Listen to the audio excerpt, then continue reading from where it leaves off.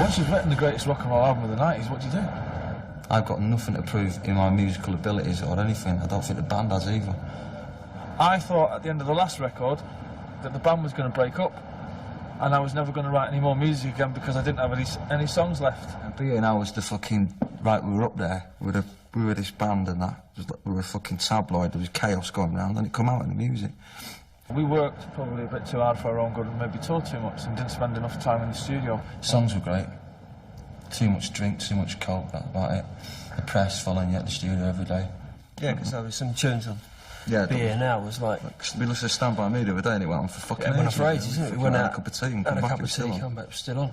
I mean, the last album, it rocked, right, but that's basically all it done. Went out, got something to eat, it was still on. So this time, I knew that I wanted to have a break, a year off. I knew I wanted to spend, you know, most of that year writing and then the next year recording, which is what we've done. And this time round, I think, right then, you know, we've got to fucking re-establish ourselves as, you know, what we should have done in the first place, you know what I mean? We're a great fucking band. I think people are realising that in this album. So there's too much at stake now, you know what I mean? I don't think people are going to stand for it. It'd be very easy for them to try and do, you know, another Champagne Supernova, all that kind of thing. They've done that. They've proved that. And they wanted to search... I think Noel, definitely lyrically, was searching for something a bit deeper and wanted to try different things. They were saying quite a long time ago, we're going to do 3 albums that are going to be, you know, lay down the Oasis kind of, I don't know, the gospel according to Oasis, and then move on from it. So, I mean, I remember reading that quite a long time ago, and they've done that. And I wanted to make a record that showed a few different sides to what it is that I do. A drum loop being used on an Oasis record would have been a no-no. You know, it just wouldn't have happened before. It's just a lot different, you know what I mean? There's not too many guitars on it, you know what I mean? You can hear the bass breathes a bit, you know what I mean, I think. And obviously the stuff I've done outside the band with the Chemical Brothers and Goldie and stuff like that, you can gain a lot of knowledge of different things of people like that, so just having a look around more, really. What I do is bringing certain things to different projects. Like I've worked with Massive Attack a lot, and maybe certain elements that I would have, that they capture may have come into like how we've made this record and the way they approach maybe the beats. Because it's real sort of dancing, that's what I'm into really. I love all that sort of funky stuff as well. Alan is not aware, right, of what a fucking brilliant drummer he can be, if I'm being honest. Because I think he's the most gifted musician in the band at the moment. They were just sort of experimenting with beats, different synths, keyboards which they'd never used before, different ways of approaching tracks. And I suppose that's why I was there, really. I was thinking, well, I'm going to use drum loops on that, and, you know, the bass line's going to be really complicated here, and it's not going to be all about the song, so to speak. It's going to be more about the musicianship. And I was thinking, well, you know, is it all going to work with new people and in a new environment? And the amazing thing for me is that it all worked and it didn't feel weird, it just felt really natural.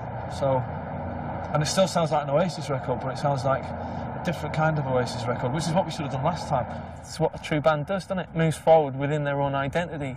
I'm still influenced by the Beatles, obviously, but, you know, I've listened to a lot of, like the Beta Band, for instance, and the way that they do things. Although we didn't employ any of their recording techniques in the way that they will pick up a plastic bag and a packet of crisps and make a drum track out of it. There's none of that, but I suppose there was a certain sense in listening to their records thinking, well, yeah, anything is possible.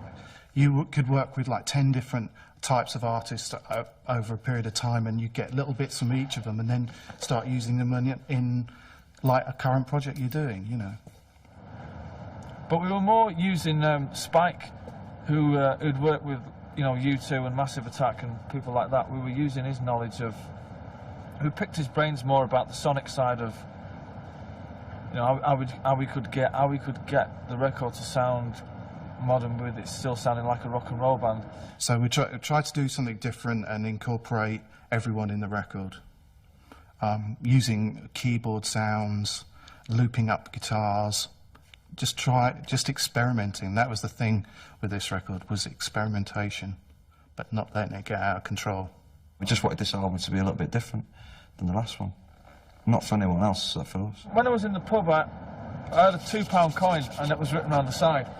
And I wrote down on the back of a cigarette packet, in case I forgot, standing on the shoulder, well, what I thought I put was standing on the shoulders of giants, in brackets, album title. But I was drunk, and when I got up in the morning, it said, standing on the shoulder of giants, a bum title. That's all I need, Lennon and Lydon. But, you know, people are going to say that, you know, the giants are the Beatles and the Stones and the Who and the Sex Pistols, so I suppose it's them, really. But it doesn't mean that, it just sounds good, you know, it just looks good on the front of the record. It's a milestone record for this band, anyway. There's a lot of shit bands about, and there's a lot of people that don't, you know, mean it as much. They just want to make the money and that, and toe the line, and not live the lifestyle. And I was trying to get out of the party mode and that, so I got a few bits and pieces, threw them in a bag, got my guitar, picked up the wife off the kitchen floor, got in a taxi, went to the airport, and went to Thailand for about a month.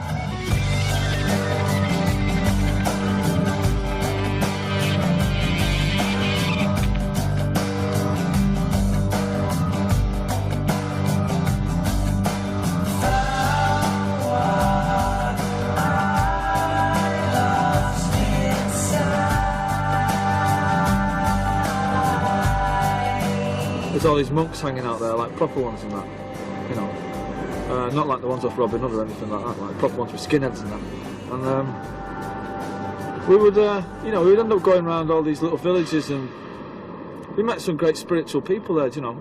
Not that I don't really think I'm affected by that in any way, but it was a sense of well-being on my behalf one morning, and the sun was shining, and there was lots of animals knocking about.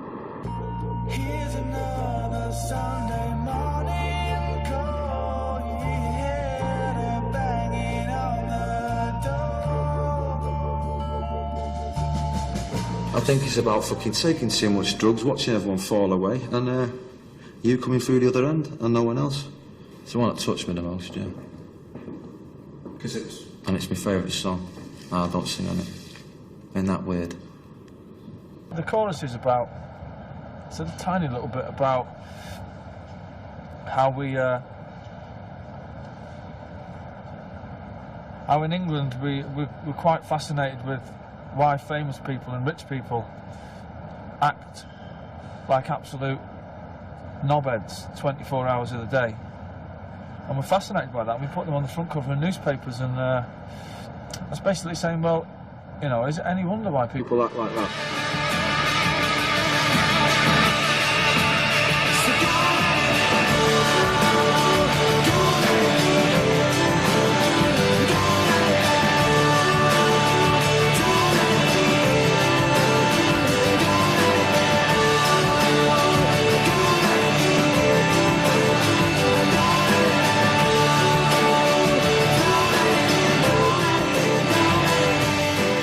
Little James is my most personal song on the record, yeah. I'm proud that he's done it in a way, because it'll give him the confidence to go maybe write more. Well, it's not. I didn't go out of my way to write a song. You know what I mean? I've just been playing about with this little tune, and then, you know, I've got a lot of songs that I've been doing that for years. You know what I mean? Little bits and bobs that I never really finish them off. I always sort of like just go, oh, fuck it, leave it, and come back to it later on. And that was the first full song that really just come to me really easy, because I've been around him. You know? And that's it. I've just done it in 3 minutes. Little James, we're all the same. Always seem to look to us. We were meant to be grown-ups. Thank you for your smile. You make it all worthwhile to us. I do like the song. I like the melody. For him to put it on an album means it's a good song. The song works on an acoustic guitar, so therefore it would work with a big band behind it. But I didn't think about Hey Jude at all.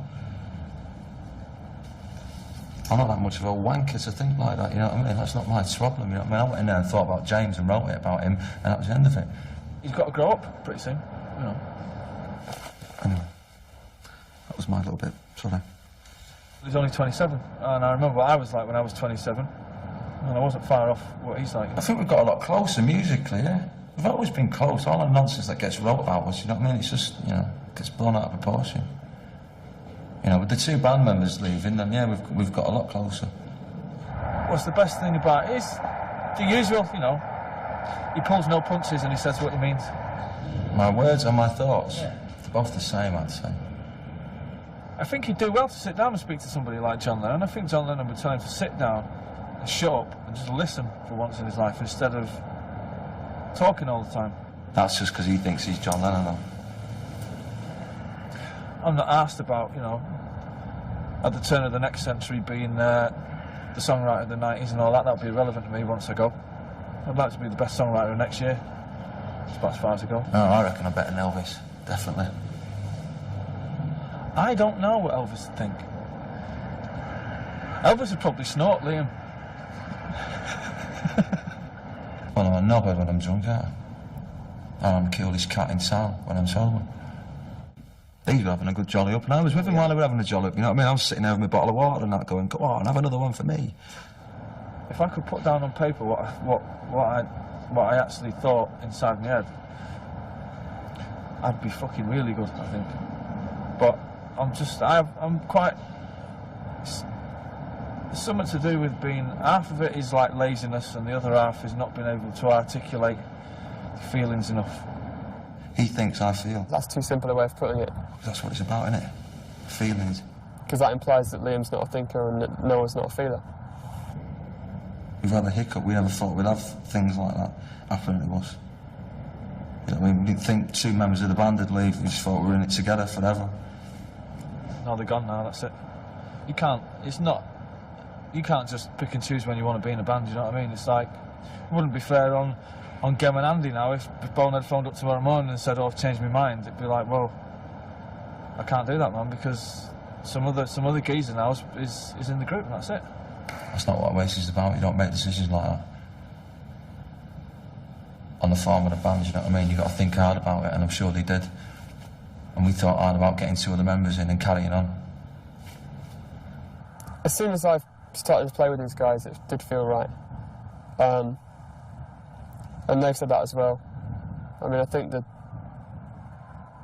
it is hard to find people that you can play with, just on a musical level. Noel used to play lead a lot. Bonehead just play rhythm.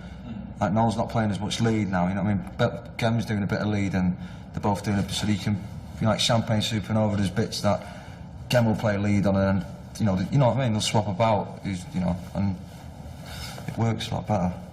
You know what I mean? Noel's a good producer. Even just seeing the way he works, it's kind of a... going back to the James Brown thing about it's not a whip cracking thing, it's kind of